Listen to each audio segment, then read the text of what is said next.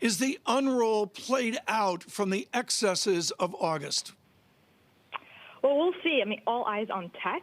So, obviously what everyone's talking about right now is the dislocation that we're seeing in tech vols. And to me, what really stands out, two things. So one is obviously the extreme levels that we're seeing, right? Tech vols currently are trading at a record high relative to the broader market.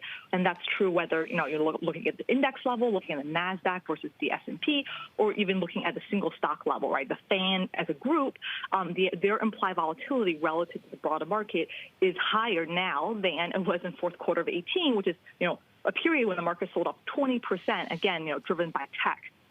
But the second thing I want to highlight is that, this spike in vol that we've seen recently, it hasn't really come from the last few days or the last week when we had the sell-off, as you would expect.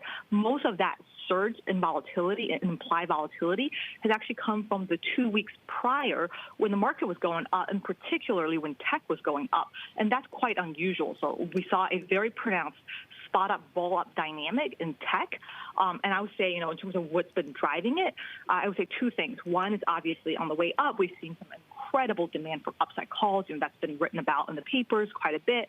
But the second, which probably has gotten less attention on why vols haven't really performed in recent days on the sell-off, we just haven't seen any demand for downside protection during the sell-off. People are very, very comfortable with what we're seeing right now. And in fact, the most consistent message I've been getting is that, this might be the most anticipated, most expected 10% pullback that we've ever gotten. So there really hasn't been a sense of panic in the market, despite some of the big moves that we've seen in tech. So, Mandy, what does that tell you? That there's more downside? What does that mean? Yeah, so right now what it means is the investors are still viewing this as a positioning cleanup in tech, right? Some of the excess in tech that we've seen build is getting taken out. They're not viewing this as a broader macro sell-off, right? And one way you can tell, two things that stand out. First is that the volatility in equities in recent days really has not spilled over into other asset classes, right? So, rate vol, credit vol, FX vol, all, either flat or actually lower.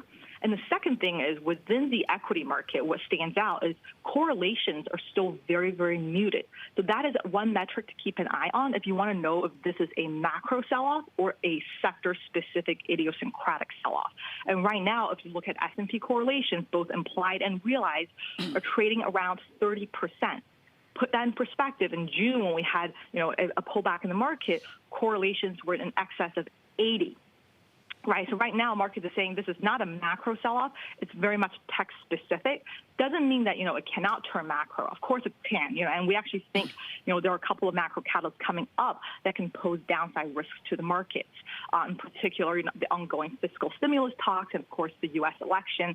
But, right now, at least, the way that the market is trading and what it's been priced into the derivatives market is still saying this is very much about tech positioning rather than broader concern. Mandy, you brought up the ongoing fiscal talks in Washington. What could potentially happen with that could disrupt markets, given the fact that it looks less and less likely that something will get through, and a lot of strategists have said that's priced in?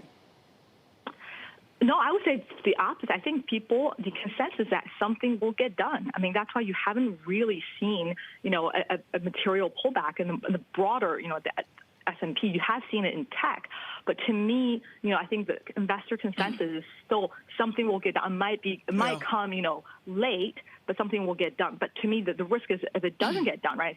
Yesterday, I think there were a couple headlines saying that Republicans don't expect any type of further stimulus bill. So that is a risk. And we'll see, in terms of upcoming data, especially with regards to retail sales, how much the impact that has on consumption. Mandy, Lisa emailed in earlier. Lisa, thanks for watching. About the synodal dampening function, and she really said, "What in God's name is that?" We weren't going to do this. Yeah, forget about the synodal dampening function. Mandy, you just simply here, are we going to regress to the mean, or are we going to go to the mean, where you just go way beyond any kind of regression that we've got, and we're surprised to the downside? Are you talking about markets or are you talking about vol? He's saying, no, is it going to be a big sell-off? I'm talking about the markets. No, I think, to me, the risk is biased to the downside. And what we've been recommending investors do, especially kind of given the macro, the calendar for the rest of the year, is to look at downside protection strategies that take advantage of the dislocations that we're seeing in the bull market. So particularly within the S&P, what really stands out is the steepness of downside skew, right? So there's a lot of downside risk being priced in, so you can take advantage of that through structure, for example, where you sell, buy one put and sell a further out of the money put, or other structures where you take advantage of that. So that's what we've been recommending. I do think it is prudent with markets, still near all-time highs, structures that take advantage of these dislocations that give you some downside protection really makes sense going into year end.